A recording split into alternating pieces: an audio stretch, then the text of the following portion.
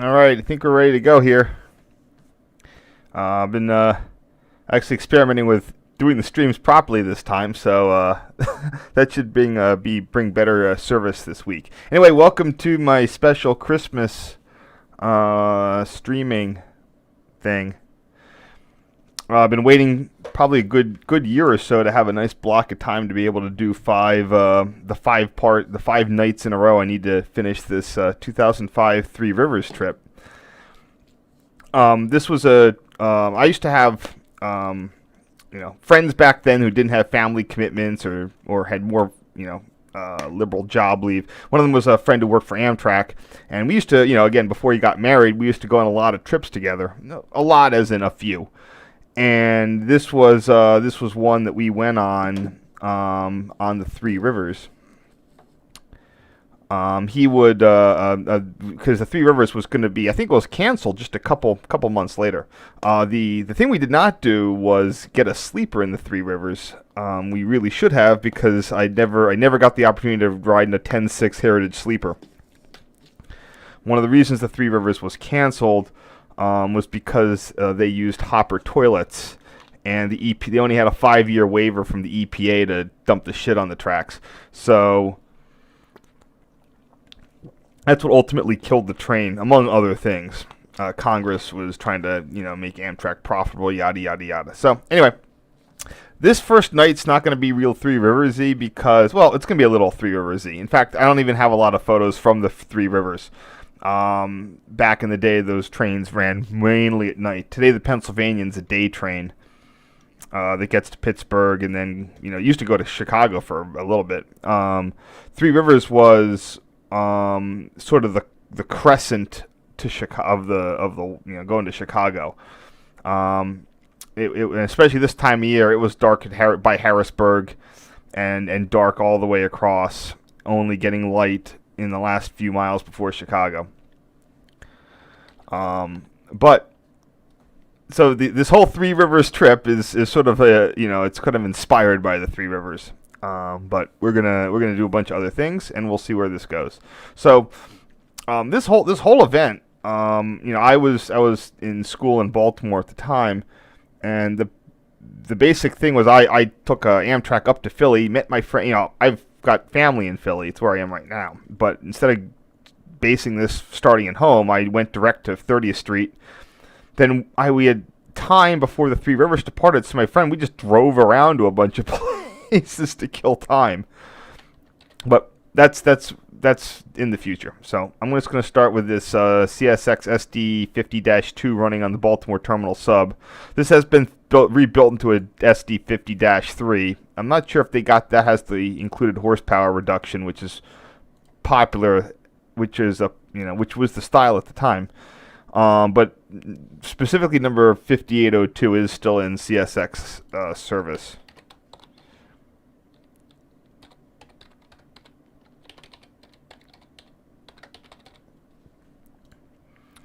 This is not the morning of the trip either. These are just sort of extra bits on the roll. Oops, I forgot to do the thing to warm up the hard drive. Let's see, make sure this is all working. Okay. Feel free to put your questions in the chat. 5802, sort of the I'm just going to get through these. Baltimore was really nice in the snow. Didn't snow a lot, but when it did, it looked pretty nice. And that snow could really hang around there, depending on how cold the winter was. You don't get as many cold winters anymore. It still happens, though. Here we have an SD40-2, and you can always tell those SD50s and SD40s apart by looking at the size of the brake grid. The smaller radiators indicates an SD40. Looks like behind it's hold on, let's see what's going on behind that guy. Looks like, what is that? Oops. 6004. Yeah, GP40-2. So I guess that's just a shorter base.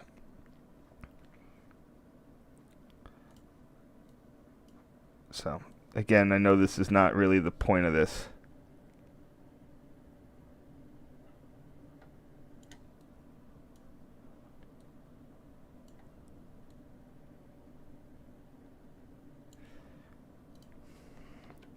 But also, it usually takes a while for people to get on the stream, so it's kind of nice having a header.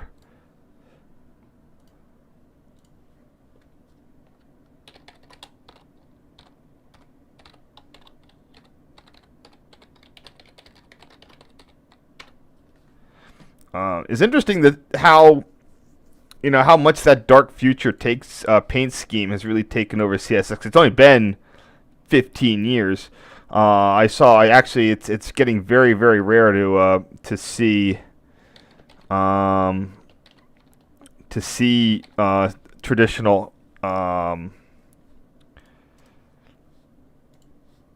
CSX paint schemes anymore.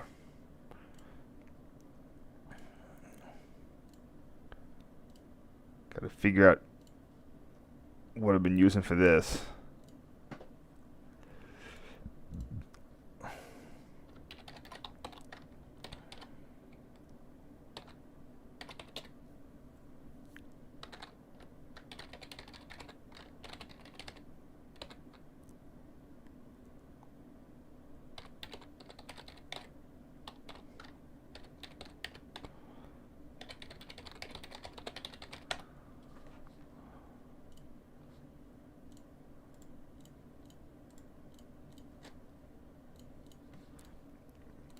Don't mind me.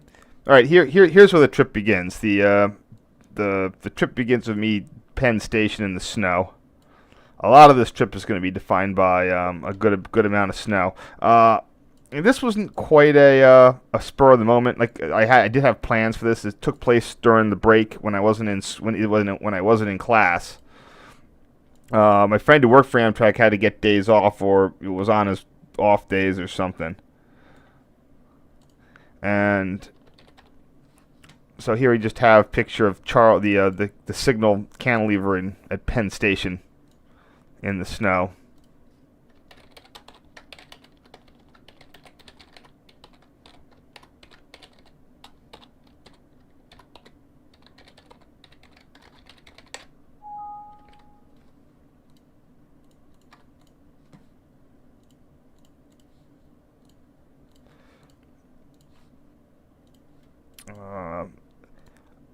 I want to say that happens less often on Amtrak, but I don't think it does. This is always a fun thing of Amtrak in the winter. I did a lot of Amtrak travel in the winter. When I started working, and I could pretty much pick when I took off, I stopped doing winter Amtrak trips. You just don't have the daylight for it. You can't get many photos, but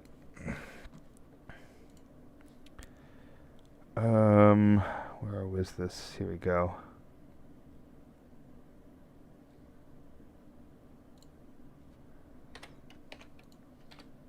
But you'd see this, or again, it depends on the type of snow.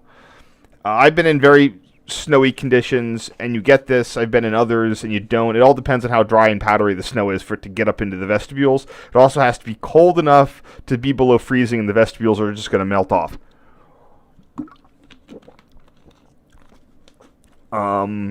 But the snow's too wet, it's not gonna. And you also will get this after a snowstorm if the snow is if it's powdery enough.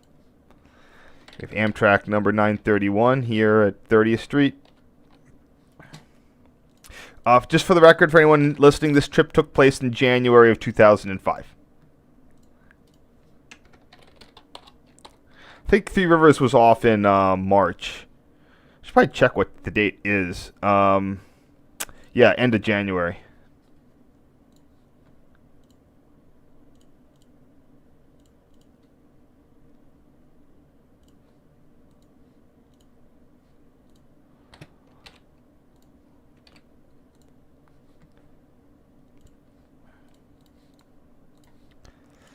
So we did two things when we were killing time. The first one was, well, the second one was go to BRYN MAWR. And the first one was I wanted to. He offered to take me up to see the old SEPTA station at Barmouth. This was on the old Ivy Ridge line, and he was working towers at the time. And on the Overbrook machine, they used to have the stuff for the old Ivy Ridge line. And Barmouth was one of the stations that was closed. So it currently goes up to Kinwood. This is the Kinwood branch, Schuylkill River branch. You got the end of the wire. There's Kinwood Station. Your end of the wire is going to be there. And now they've fully bike trailed it. But back in the time, there was still that. It was the temporarily service suspended thing. I really got to get up there and get over this walking path. It looks really fun. I'm not sure when I'm going to do it. But did they remove it? No, it looks like they did. Oh, no, it's still there. I'm pretty sure, yeah, there's the old Ivy Ridge platform and station. And the bridge there. Or, I think so. Let's see. Where's the Ivy Ridge station? Manayunk train station that's not there.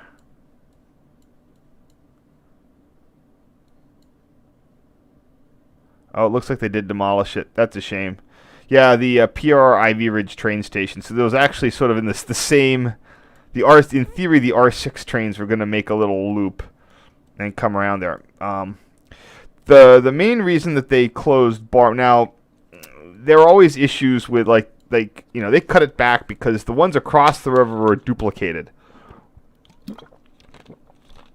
The bridge always had its problems, but it was never structurally an issue. But so why did they cut it to Kinwood instead of Barmouth? And the reason is there's no parking at Barmouth. You come down now there's parking there for the bike trail, but there was just a street and an access ramp and then nothing. And at the time, I was told that the residents did not want the station there because it was going to lead to cramped parking. It's not very far from Kinwood. Okay, it's a bit far, maybe half a mile.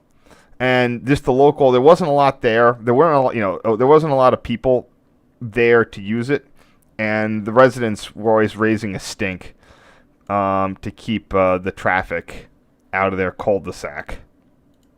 Sort of douchey, but whatever. We can't do anything about it now.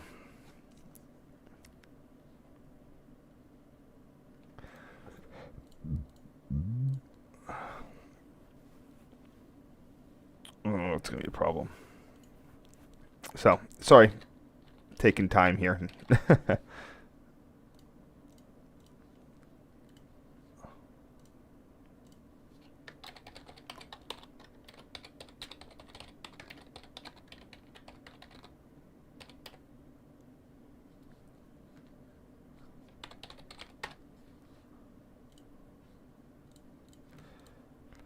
Not sure when they zapped it for good. I mean, is it ironic that now it's the parking lot for the bike trail?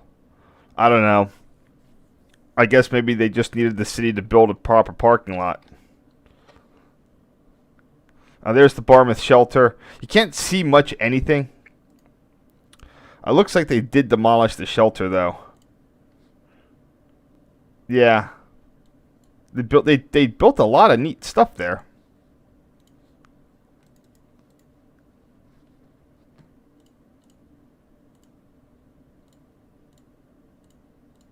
Still waiting on that.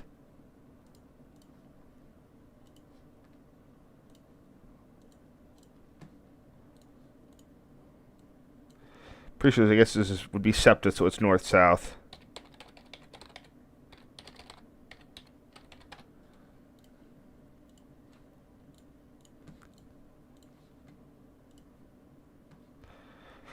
The wire was down. But I think there was still track there at this time. And the wire might have been recently pulled down. Or it just goes to this bit here. It's sort of hard to tell because it's clearly like an end of wire kind of thing. Anyway.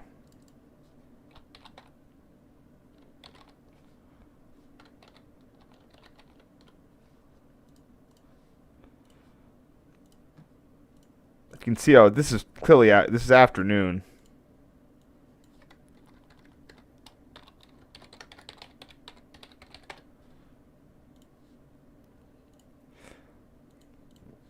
Yeah, because I kept asking I asked my friend. It's just like, why don't they, why did they, if the issue was, Manayunk and Ivy Ridge were duplicated, why did they cut it at Barmouth?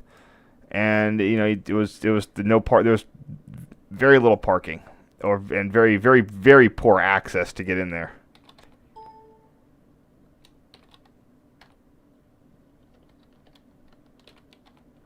This is the right of way looking northbound. These power poles are still there. It's both a power right of way for, there's your utility circuit, and these lower ones are going to be for the Amtrak's 25 hertz circuits that bypass the main line. That whole plan to build that, as I suspected, the whole plan to build that mainline power conduit failed. Those people are going to have none of that. Something else to notice in this picture is the thick code line there for the CTC thing. Remember, there's CTC up to Ivy Ridge. There was a CP. It controlled the CPs at Jeff before SEPTA took it over and transferred it to Tower A. Jeff, I don't know about the Kinwood one, but then there was another interlocking up at Manayunk for the turnback. And this was double tracked, by the way. Or no, wait, it wasn't double tracked. They just had a CP up at Manayunk. Sorry, yeah, Manayunk, Ivy Ridge.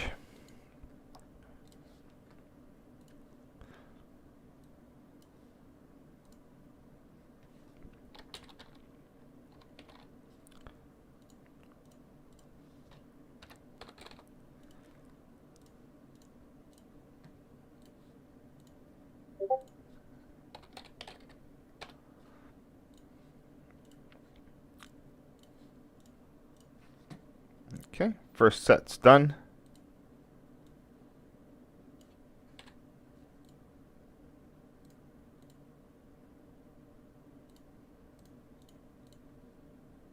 Oops.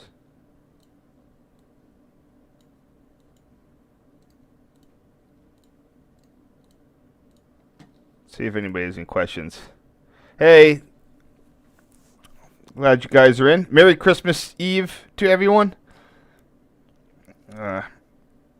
Happy whatever holidays you're celebrating. There are at least multiple ones in this time frame. And also, I'm sure everybody's relieved to be getting out of 2020.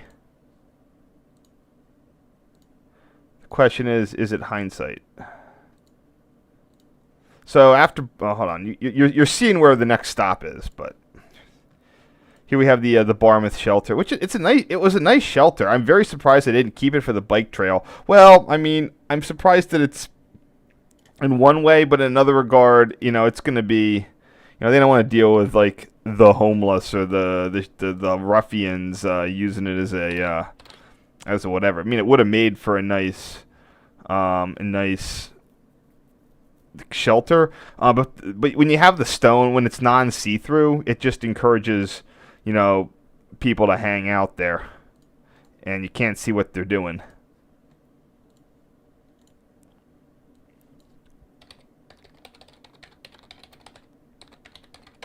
But at least I got out there and got some pictures of the old Barmouth station. Pretty neat. Here we have a cut. See, there's something going on here with the catenary. So I think that at some point SEPTA had come in to do, to try to make that single, at some point they had done a little bit of work. I forget when the service was temporarily suspended. I can, wait, that's why I have a Wikipedia tab open. We can go look it up.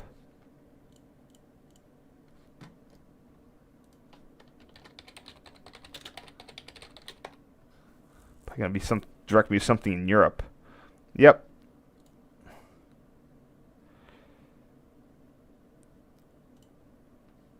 Get the cemetery. Station now closed in 1986.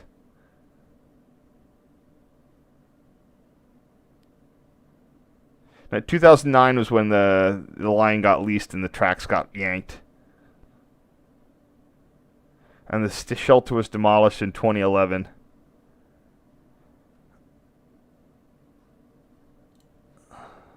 There's a better picture.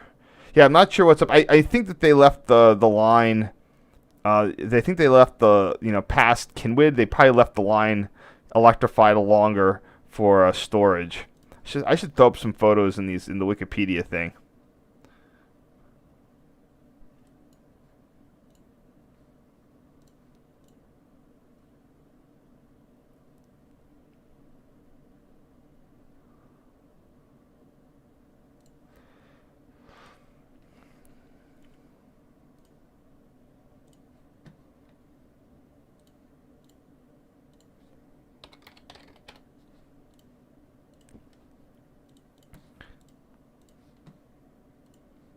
All right, here we jump ahead to BRYN MAWR.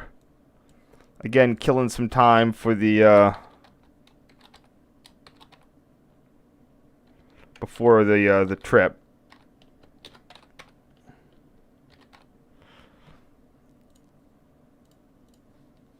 I can't remember the details of the snowstorm.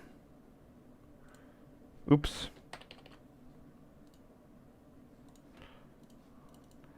Also can't see what number that Silverliner 4 is.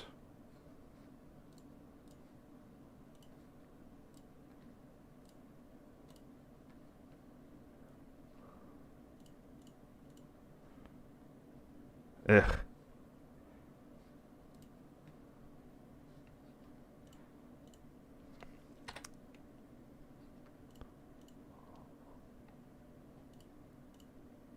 Sorry.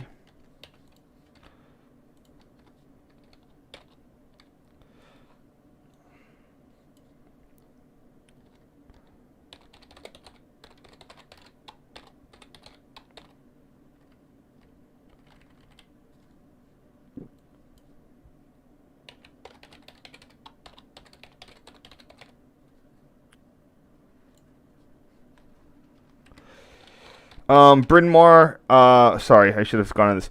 BRYN MAWR is the full crossover between Overbrook and Paoli. Used to be an interlocking station until a part-time interlocking station, opened 2 tricks a day until 1994, where the tower caught fire. They then did a rush job to replace the interlocking logic, and then control was given to Paoli.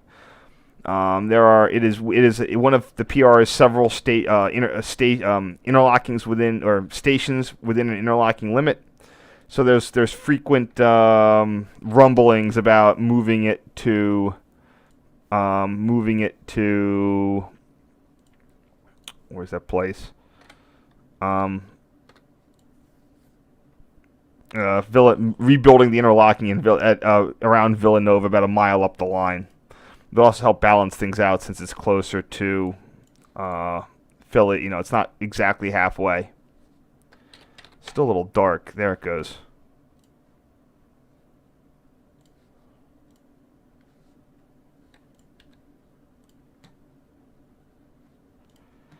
I need to check something real quick.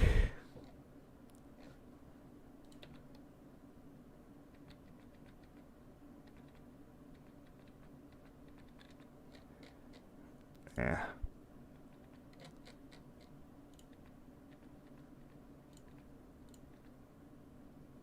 Oops.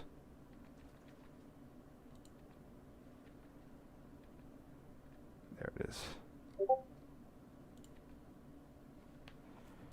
I'm in the wrong thing. I forget how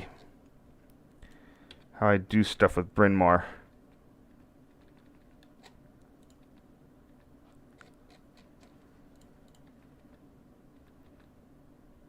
Alright, 1 second.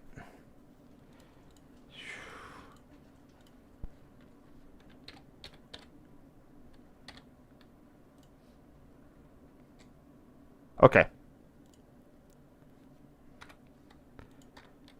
Sorry about that. The tower is a clone of Paoli and similar to Cly. It built around 1896. Has undergone a number of paint schemes. It's also similar to Lamokin, which was demolished.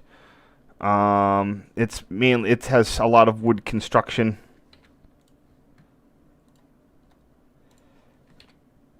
which can lead to problems. Hopefully it'll be preserved in some degree.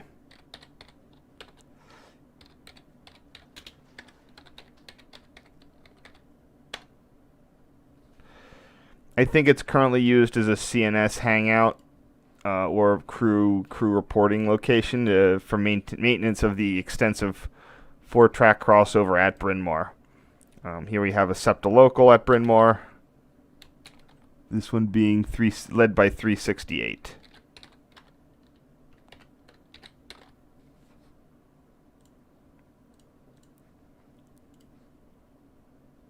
And you can see, so a lot of people like going out to BRYN MAWR to take the photos because you can't put a track fence because they're crossovers. So that's also and yeah, everybody there will just, you know, they just cross right ahead. 68. There we go.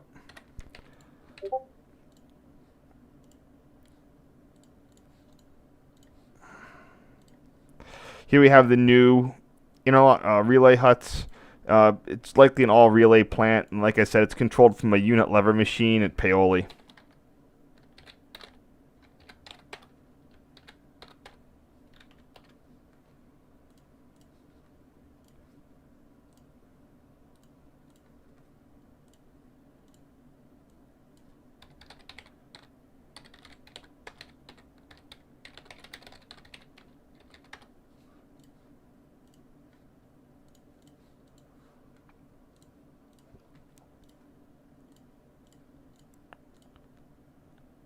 Never really heard much about how much disruption it caused. My friend who worked both at Overbrook and Paoli Towers indicated that there wasn't a lot tending to go on there. I feel like I'm going to have to go and get a diagram or something for these.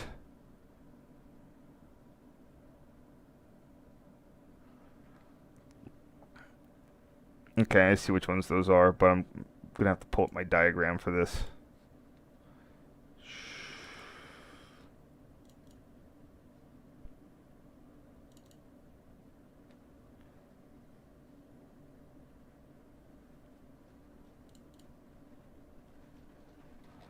There's the BRYN MAWR diagram.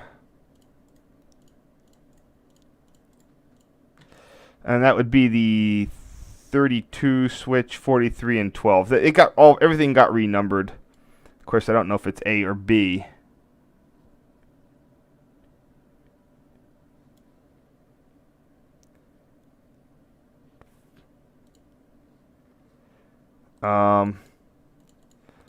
Also, most but not all of the switches are dual control. So they think that when they built it, they were dual control, but one of those machines got replaced with single control, and that can, well, every so often when the interlocking loses power, you can't necessarily have trains just line it themselves.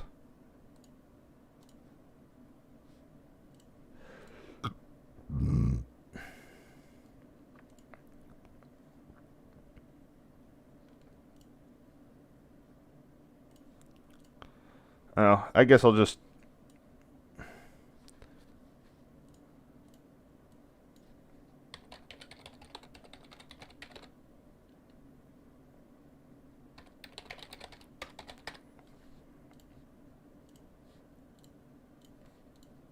Just shows you how well the point heaters work. They don't look like they're working that well. They were steaming. You can sort of see the steam in the picture. They used electric resistant point heaters. Here we have the famous bracket mast, the ancient bracket mast at BRYN MAWR. I mean, it'll be hard to determine if this actually used, if this actually had signals on both of them, or if it was just like a glorified mast. I mean, I don't know what they would have done with this. There wasn't like a siding or anything there.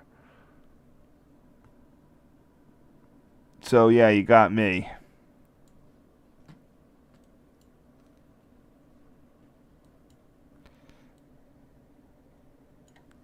Cut off some of that junk.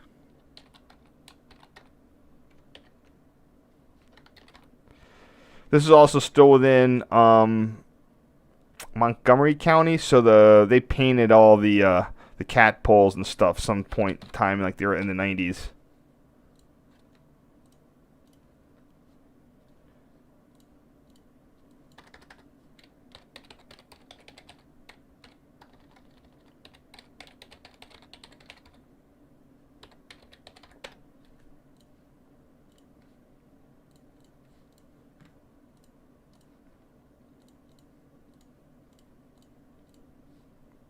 Probably only a matter of time till all this goes, but I have been out there and gotten photos, and I'm sure that I'll get an amount of warning. Here we have the 4AW signal. I mean, it wasn't always that. It had a lever number, but under the resignaling, it's 4AW. Displaying a clear. You can just make that out.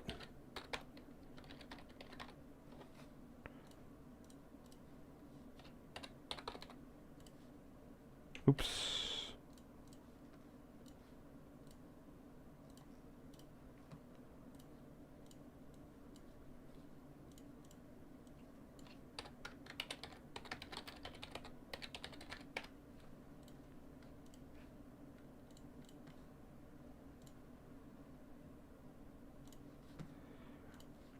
A little bit better, better photo of the bracket and the 4AW signal.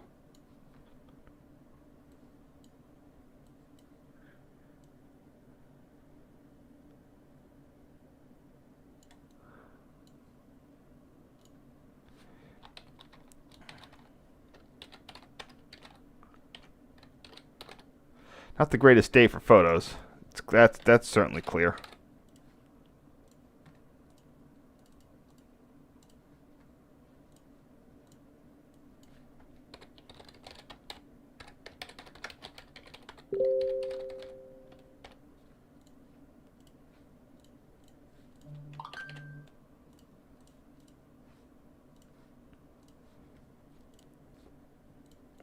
There we go. And picture of BRYN MAWR on the side, plus the new sign.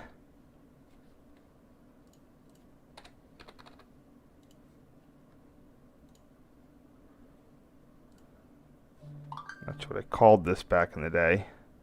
Bracket, bracket, bracket. Oh, good enough. They probably took the signs on the old BRYN MAWR and moved it to the new one.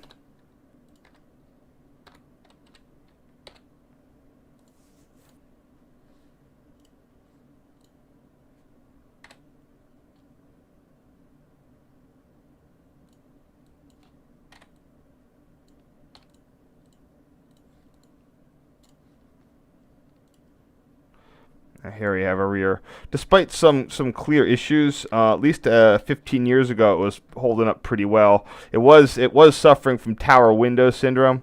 As you can see, the old elegant double hung ones have been replaced by the crummy windows from Home Depot, or worse, Lowe's. But it seemed to be holding up. The amount of snow on the roof tends to indicate that either it didn't have any heat, or if it had heat, there was still insulation, enough insulation to keep the snow just from melting and forming icicles.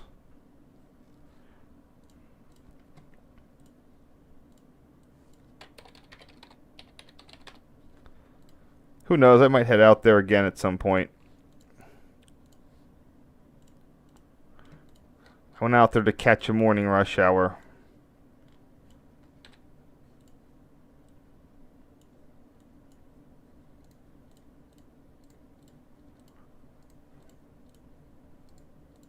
See if anybody has any questions. Nope, no questions. The stream's still working. We're good to go. I'm pretty sure I just walked across the tracks to get to the other side, because you could do that at BRYN MAWR.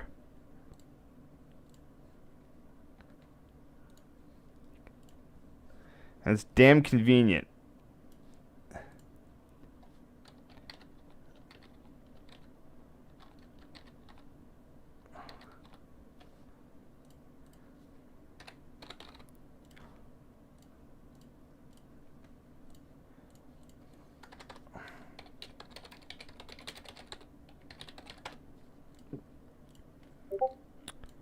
Southbound rear, or well, sorry, this isn't southbound.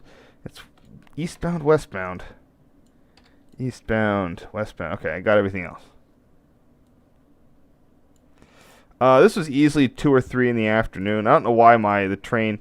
Oh, that's why.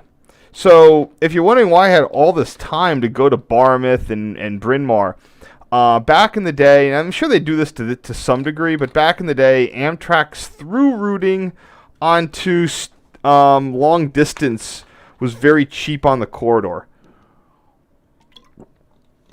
For example, I could get a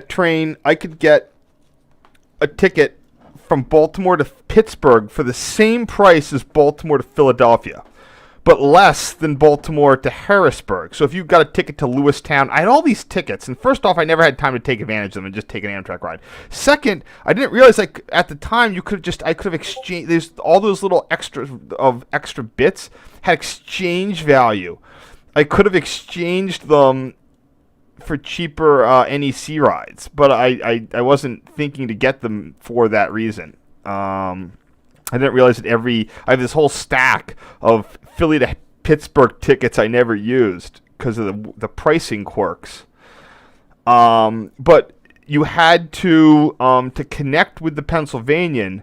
Amtrak was so, new about how late it was or how unreliable. Even on the NEC, your layover was going to be like 3 or 4 hours. So the only thing I could do to get this, now I was legitimately going to Chicago, but the only way to make this connection was to have this 4-hour layover in Philly, and that's why we went on this crazy trip.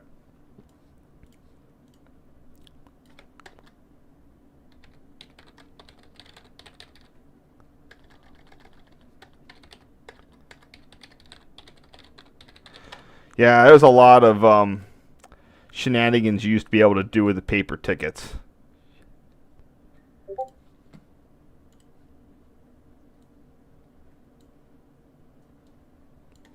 Man, you could always do a little bit. There was like there was another one I would call the Albany Shuffle, where you connecting to an Empire train, you had to have pretty bad connections, or it was odd in some way. It was odd in various ways. So you could get like 2 round trips and shuffle between the 2, and then return the unused portions of each trip for a refund.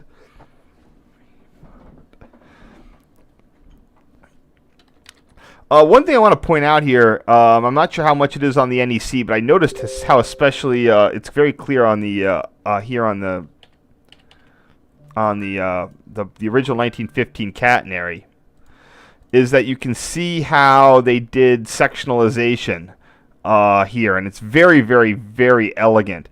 So you have 4 main tracks, and you have the crossovers, and there's these are anchored up there. They come down to where this crossover is. You have a bunch of stuff, and here you have one wire from this side goes up and ends in an insulator, and one wire from this side goes up and ends in an insulator. So the wires don't touch. Instead of having that little, like, you've seen them, the catenary sectionalization thing where it has like the pieces of metal that fan out, and then there's the insulator stick in the middle. This is just such a way more elegant way to do that. It's super beautiful. So you have the overall hanger up there with an insulator, then one wire insulated on one side, the other one insulated on the other. It's super beautiful, and it's a shame that we don't have that sort of art. That's just that sort of art just isn't around much anymore.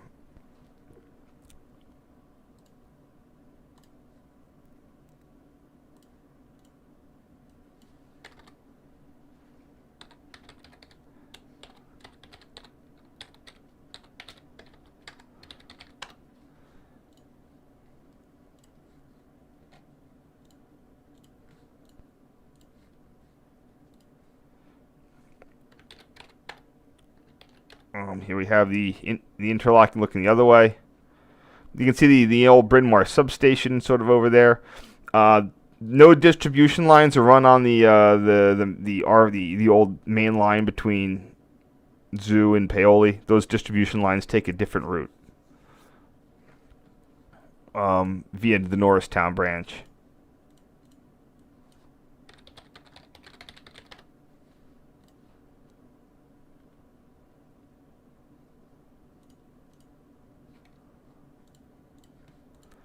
Sorry again. Sorry, this Three Rivers thing is all about. BRYN MAWR. Oh, I'll show it. I'll pull this back up. Unlike Overbrook, it only has it on one track, but here on track 4, BRYN MAWR does have a station pocket. You can hide a short 2 or 4 car local at the station and jump an express around it. You can see it here in this guy. Not on this side, but this is its own separate track circuit and is protected by its own signals. That's why you have that bracket mast there at the end of the platform. And you can hide trains in this pocket and jump expresses around them. This is back when you had to run locals and express on the outer tracks, and then you had freights in the middle. Overbrook has this capability on both of its station tracks, and I was actually in Overbrook Tower and got to route a Keystone around a SEPTA local. That was the neatest move. I mean, I don't get to hang out in towers a lot and make movements, but that's going to be hands down the most interesting movement I ever make in my life.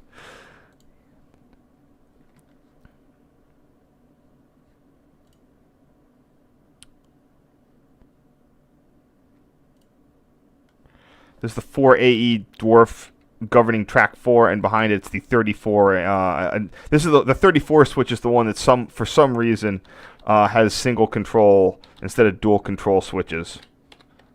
Amtrak's not a big fan of the dual control. BRYN MAWR having them is a big aberration. Could it just be that was the only thing that they had? You know, that could be the M3s or the things that are so ordered so infrequently. All Amtrak could get at the time was M23 dual controls.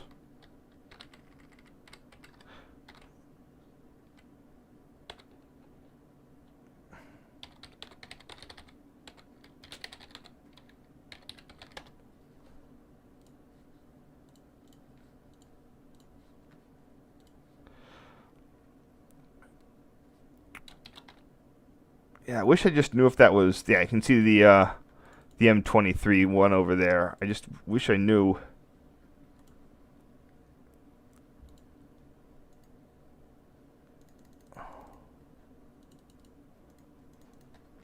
If that's the A or the B switch.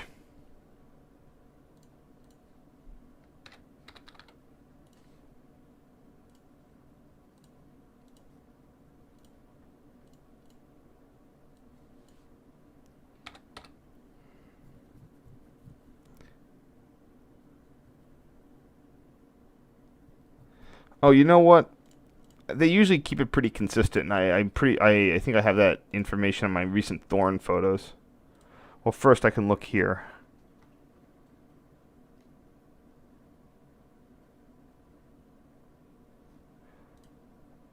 But my Thorn photos from this year will know.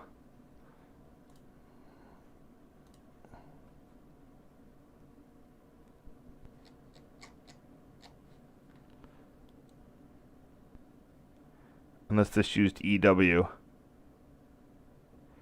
Okay, here we go.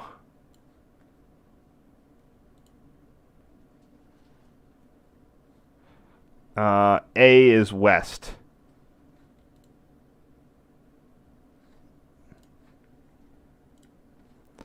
So these are the A switches.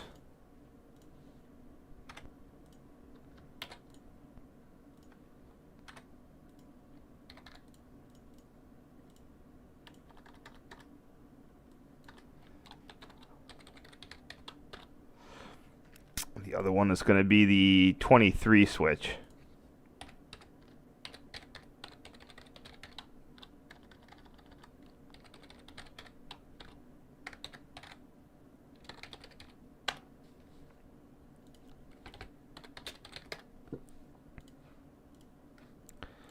So much of my need for documentation is just to label photos properly. I said that before.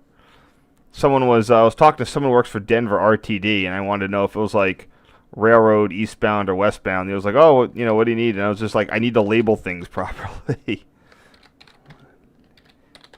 I actually didn't. I ended up not needing it, but I don't have interlocking names for that one either, or they're vague.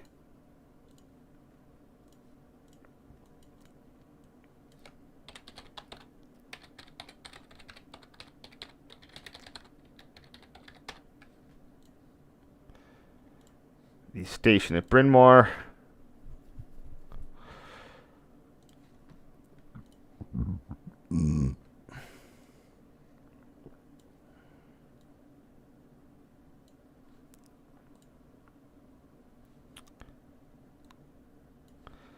After this, I gotta go do some serious last-minute gift wrapping.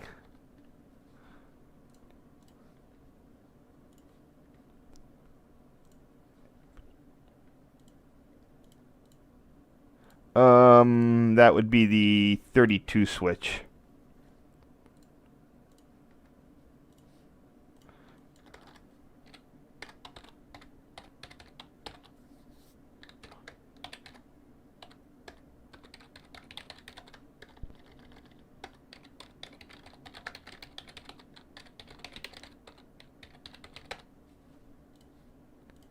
I'm labeling all these photos as snow photos, since I know I don't have any others, and it will avoid any duplications.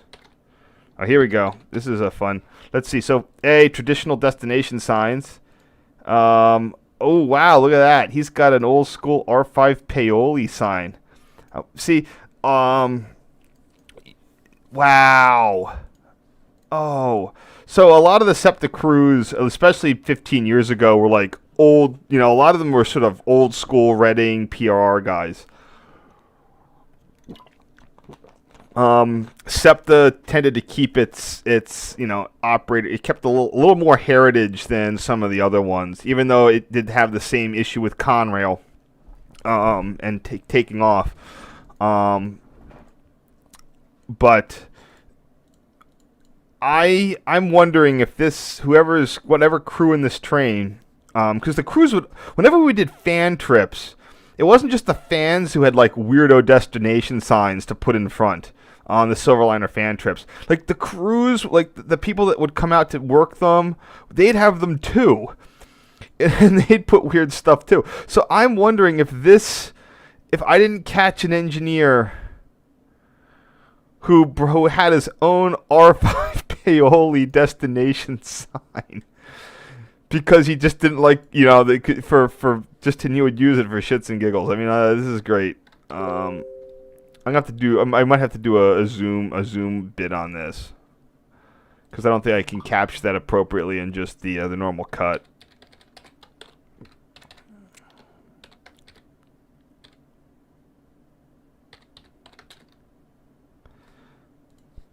Yeah.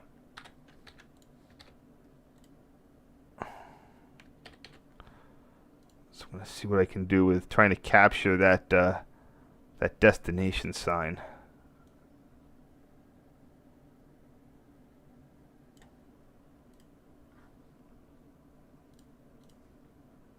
Okay, perfect. I don't need to resize this.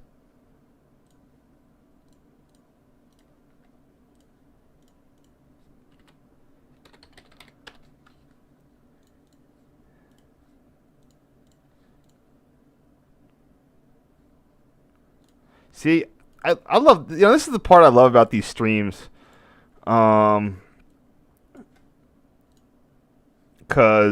I find something new. Every time I'm out here, I find something interesting. Oops, that's why it was getting a little over bright. All right.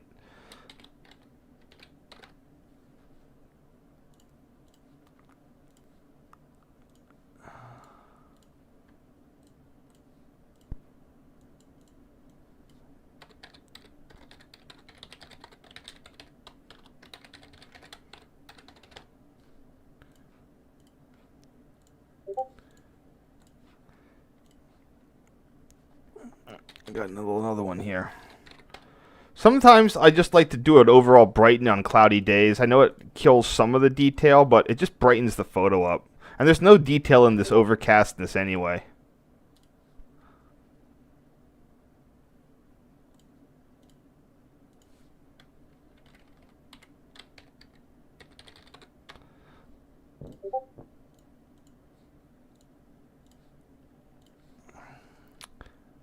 Again with SEPTA 411, and 411 about to take the 4AW signal there, displaying the clear.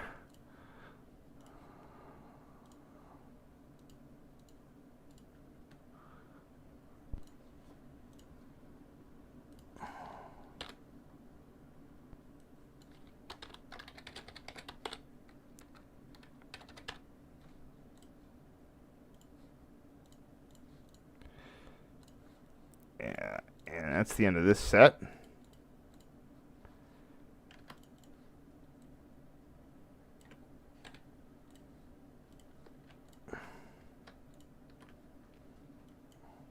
And this will be our last set. And the funny bit is date.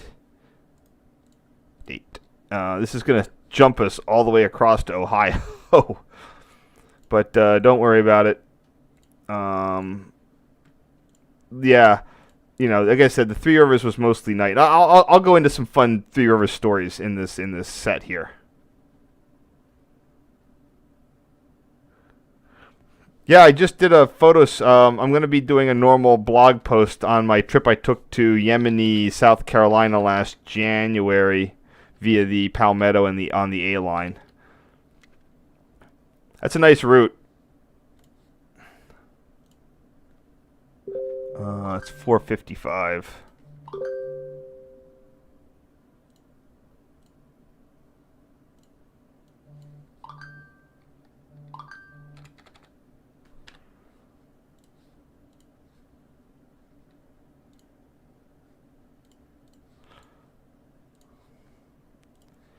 And here we go. I got the signal progression on the 4AW bracket. For anyone who was unaware, Amtrak has a standard naming convention. Signals are track plus direction letters if there's more than one. The switches indicate, 23. The letter, the numbers are which switch they go between. There's a standard based on like facing point, not facing. I forget how they actually determine if it's 21 versus 12, but just so you know. All right, I'm going to just cut off the whole tower there because I think it's sort of unnecessary. The other question is can I squarify this?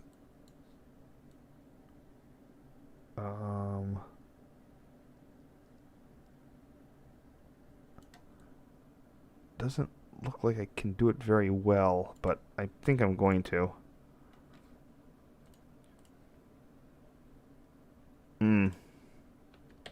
I'm just losing resolution at that point, so see if I can nip tuck that in a bit.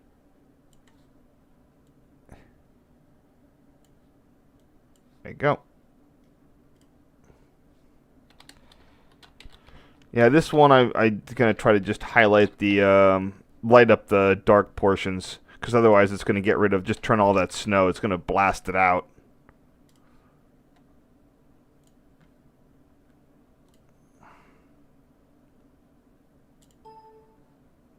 You can see the eastbound signal bridge there. And that's going to be the 43 switch.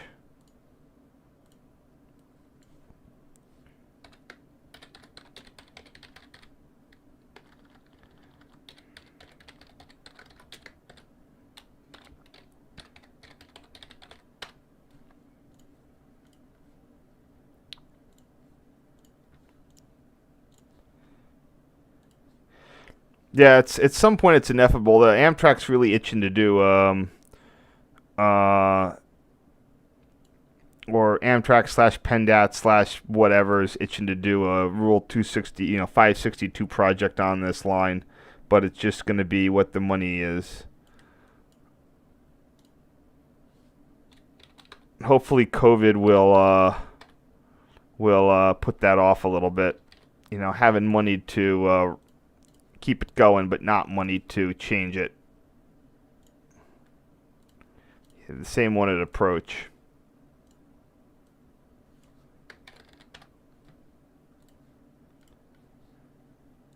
There we go. Now we can start our trip. Okay, I mean, we're at Harrisburg. Woo! This I put on the salt box to get a steady thing.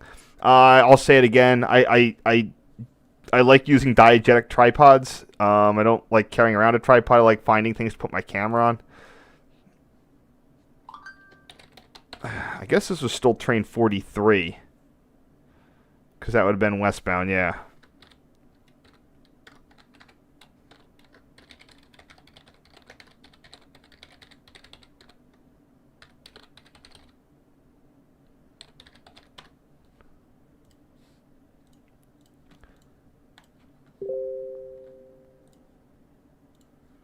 More of the Harrisburg station platform. Oh, you can sort of see state there. I might have had this as a state photo. Let's see. BRYN MAWR, BRYN MAWR, BRYN MAWR, BRYN MAWR, BRYN MAWR, Hick. Nope. Infrastructure. Uh-oh.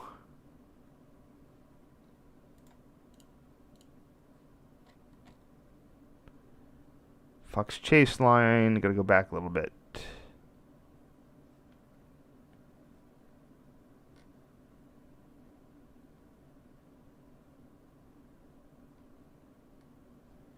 Port Jervis.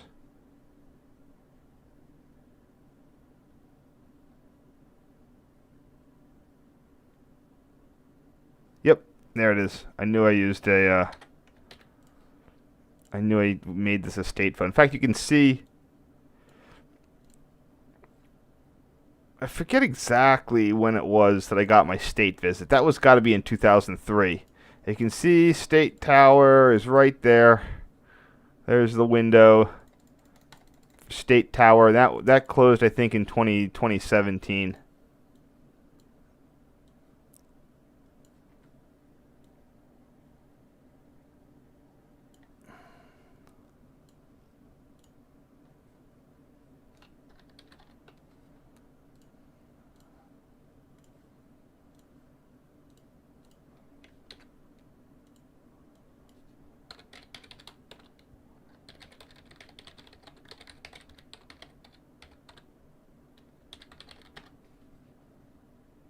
Could get that signal there, but I don't really feel like digging that up. The funny part is that, yeah, this is just sort of a useless sort of squiggle pic that I was trying. This is what you get trying to take a picture from the back of the train with a shitbox camera. But this, it looks completely unidentifiable, but it only took me about 10 seconds of looking at it to realize this was CP Hunt. Huntington, PA. And then I looked back, and I did mark it as that. So I'm pretty sure these are the eastbound signals at CP Hunt.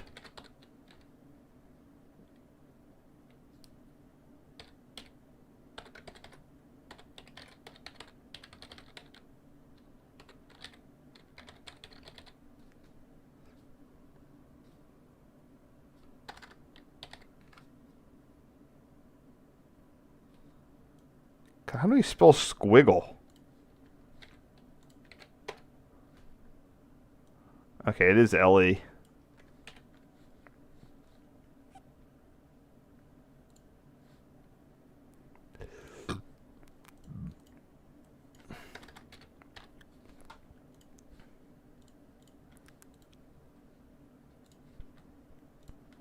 And these are the famous Fostoria signals at night. In fact, I'm going to go into my well,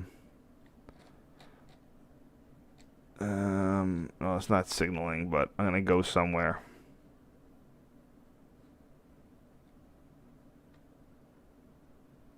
I really don't want to.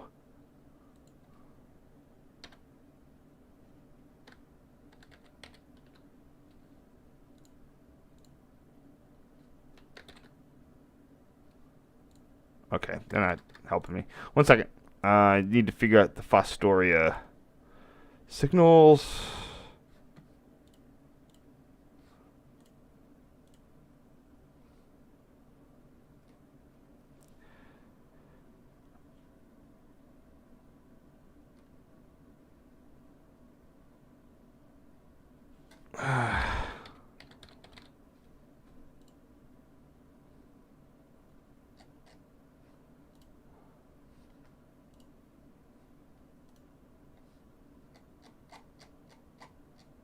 Wait, no, it is West Slope.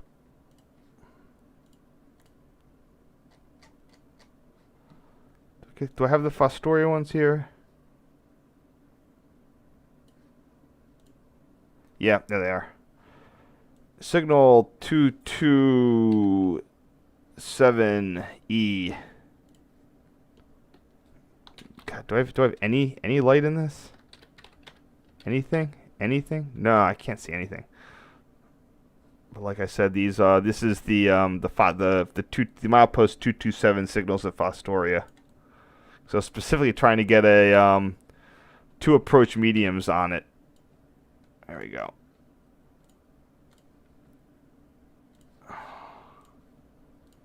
It's all dark.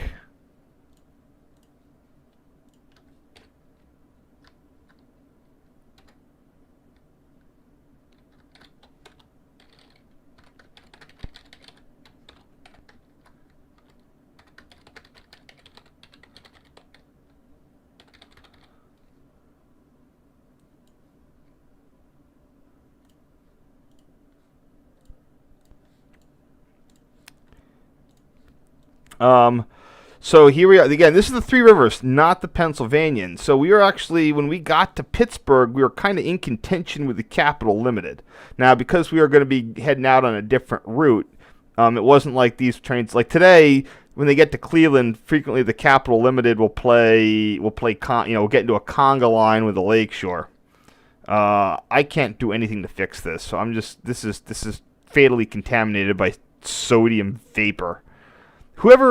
Oh God, there's still people to this day that complain about LED and say, oh, sodium vapor was so much better. Blah blah blah. You cannot. It was disaster. The color rendering of sodium vapor was just horrid. I can't color correct this. I can't do anything.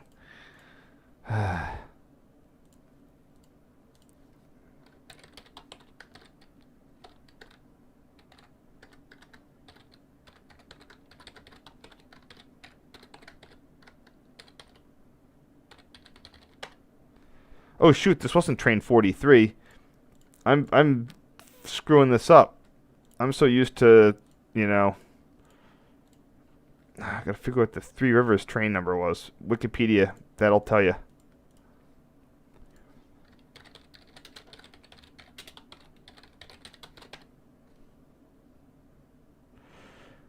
It was train 40 and 41. That makes sense.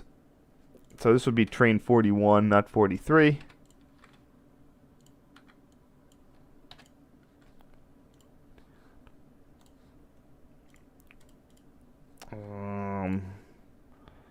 Some terrible train 29 photos. Looks like they're actually watering it up, though, or something. Oh, this is also interesting because it's on the siding that's not really there anymore. So they actually had the cap platformed on the siding, which would have been like track. I don't know what track number they would have put that on. But yeah, no, this is really neat because they're actually using the West Pit siding, the West Pit station track, and makes me wonder. By eliminating train 4041. If that was sort of the go-ahead for NS, that's why NS took that out, because they never were going to have this situation with having multiple trains at Pittsburgh anymore.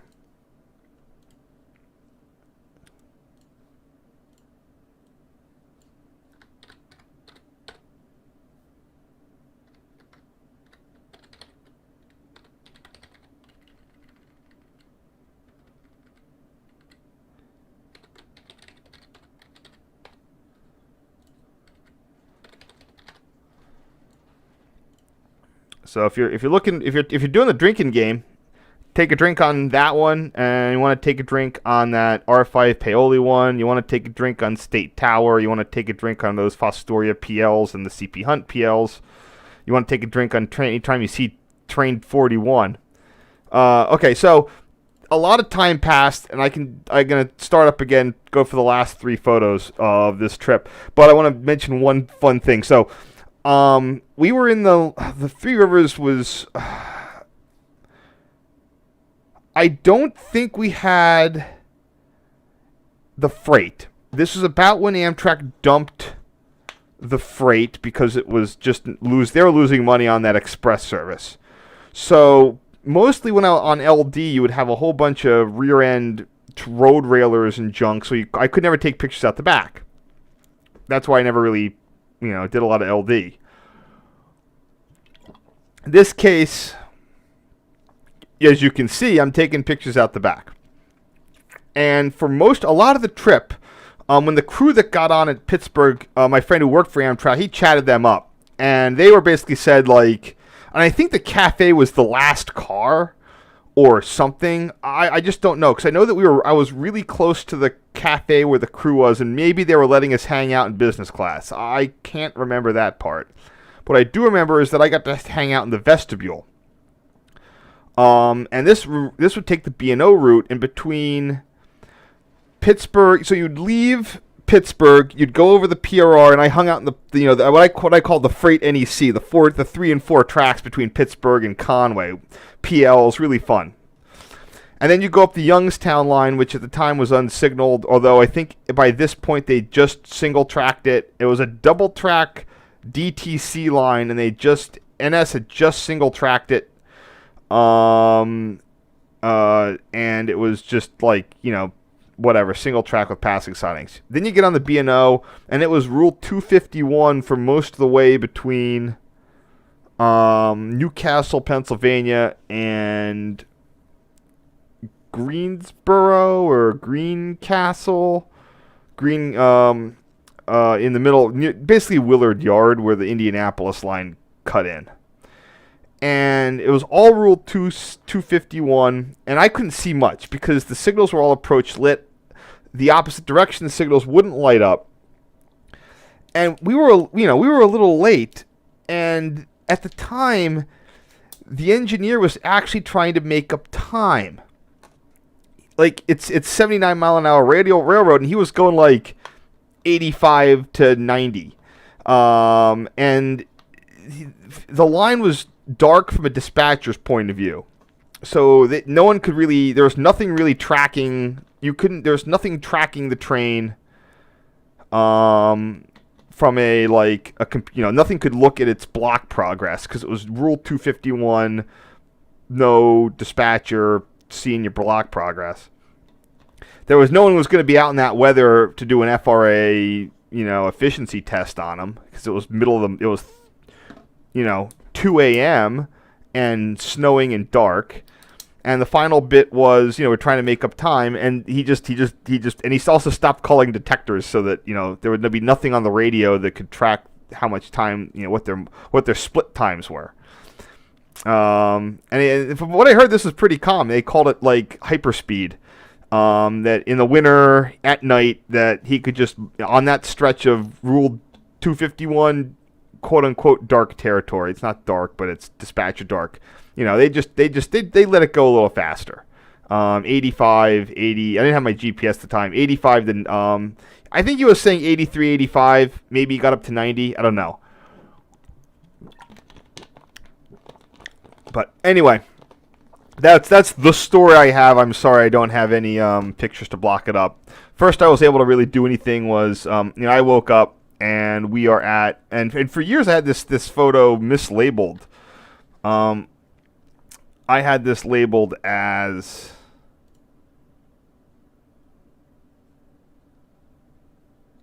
I had to label it as something. If I can find it. No, come on.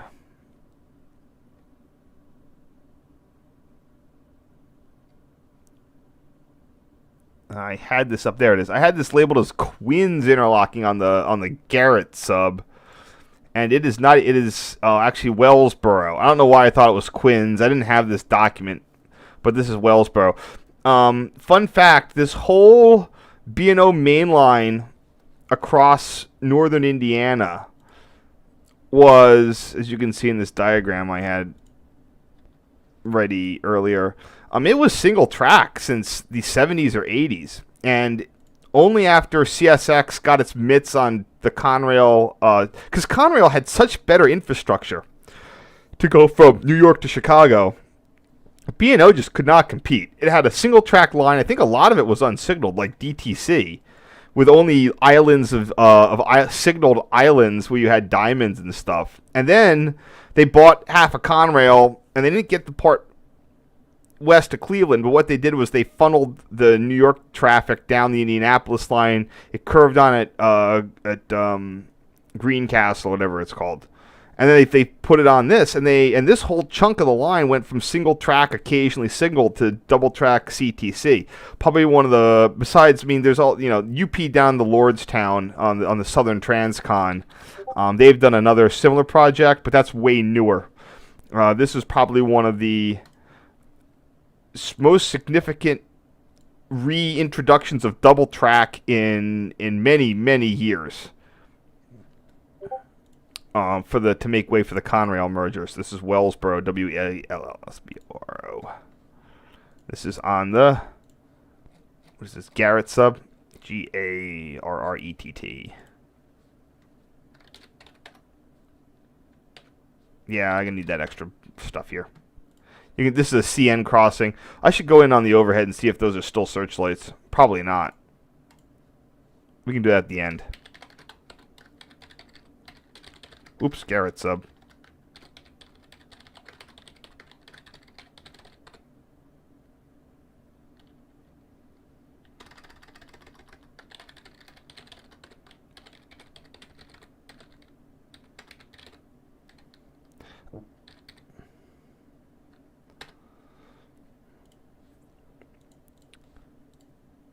Yeah, sorry I just sort of paused and probably should have kept doing stuff on the story, but I wanted to talk about this too. More Wellsboro, and this was all brand new. And this is still the time, where you could legitimately assume that only major track reconstructions would result in resignaling. But that would soon no longer be the case, or was the case. I also don't know when they got this all up and done. I don't know if they finalized the Conrail thing and went balls to the walls. Because when I took the Three Rivers in 2002 in my film camera days, and this was all double track by then. So they seem to really get this down in a hurry. Oops. Did I screw this up? Yes, I did.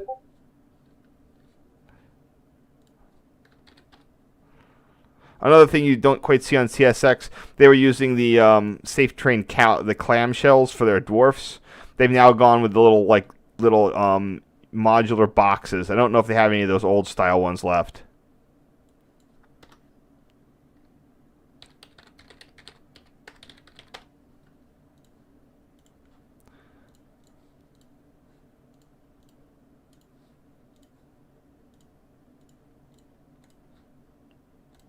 And last photo of the day, this is Willow Creek interlocking. In fact, I might cut this. Let's see. Yeah, I'm going to cut this. I'll do that one tomorrow. Anyway, hold on. We got some pictures here. Rule 251 is just single direction ABS. So you don't have any traffic control. It runs. It's the epitome of automatic block. So in a lot of places we don't have traffic control, even if it's dispatcher controlled at interlockings, dispatchers often will not have any insight or not insight. What's that word? Maybe insight. No, it's not insight. It's something else. But they won't have any vision of what's between the blocks and where trains exactly are. So, and that was all PLs, pole line. When I took a train before I'm going to get off here in just a second. When I took a Three Rivers before this, I was going out to Topeka with my dad. We went to sleep. Now, this is before we learned about sleepers. Again, I'm an idiot. Visibility, you're right. Thank you. We went to sleep leaving Pittsburgh. And we woke up the next morning in Akron. That's bad. We basically got behind some sort of slow-moving CSX train wreck, and it was just a disaster. The train was 4 hours late at Akron. We did not miss our connecting train to Topeka, but they actually were giving out free food in the cafe. My dad went up there to get something to eat, and he came back with a whole handful full of stuff because they were just giving it away to make people happy. Okay, that's the thing. Tomorrow, Christmas Day, thank you very much. I will be doing it maybe a little bit later, either 10 o'clock again or 11. Probably going to keep it at 10. Depends. I might also be sorry. Not gonna be later. It's either gonna be 9 or 10. I'll schedule it at some point, but it's likely gonna stay 10. People have stuff to do on Christmas. Maybe. Don't get COVID. What is it? So yeah, tomorrow's just gonna be. It's gonna finish up with most of the route through to Chicago. Just gonna give everybody a preview of what we're doing here today. Whoops. Tomorrow's gonna be going to Chicago. Next day is going to be more Chicago, going there, pulling in, out to Aurora, and then heading back on the Capital Limited. And finally, the fifth and last day is going to be additional Capital Limited. Now, how many pictures of this? 46. Tomorrow's going to be a short run. But so just remember, 4 more days. One of them is going to be tomorrow. Going to be going to Chicago. Day 3 is likely going to be still pulling into Chicago. Day 4 is going to be Aurora and Capital Limited, and Day 5 is going to be Capital Limited. So that's what you have to look forward to. Thank you very much. I'm going to get the heck out of here. Anybody have any questions? Just throw them in the chat. I'm going to end the stream. Merry Christmas, Happy New Year, stay safe, and all the other good stuff. All right, see ya. It is Christmas. No, not yet. It's 11:20, so not quite Christmas. So happy Christmas Eve. Later.